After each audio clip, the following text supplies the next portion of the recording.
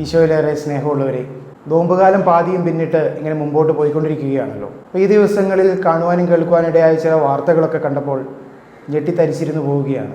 ഒരു വിദ്യാർത്ഥിനി പരീക്ഷ കഴിഞ്ഞ് വീട്ടിലെത്തി അമ്മയോടൊപ്പം ചോദ്യപേപ്പർ പരിശോധിക്കുകയും മാർക്ക് കൂട്ടി നോക്കുകയും ചെയ്യുമ്പോൾ ഉദ്ദേശിച്ചത്ര മാർക്ക് കിട്ടുന്നില്ല. അമ്മയും മകളും കൂടി ജീവിതം അവസാനിപ്പിക്കാനായിട്ട് തീരുമാനിക്കുകയാണ്.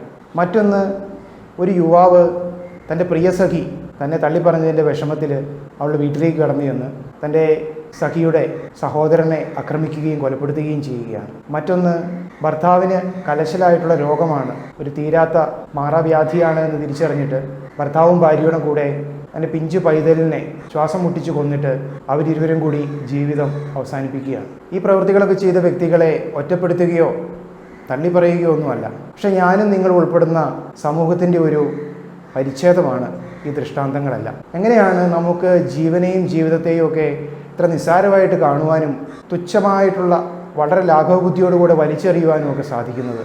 എങ്ങനെയോ നമ്മളൊക്കെ തീരെ ഉൾക്കാമ്പില്ലാത്തവരായിട്ട്, ഒട്ടും ബലമില്ലാത്തവരായിട്ട് മാറിപ്പോവുകയാണ്. നമുക്ക് ഇഷ്ടപ്പെട്ട ഭക്ഷണ സാധനങ്ങൾ വേണ്ട എന്ന് വെക്കാൻ വേണ്ടിയുള്ളത് മാത്രമല്ലല്ലോ നോമ്പുകാലം. ഇഷ്ടമില്ലാത്ത വിഭവങ്ങൾ വിളമ്പി കിട്ടുമ്പോൾ അത് ഭക്ഷിക്കാനും കൂടെ നാം പഠിക്കണ്ടേ?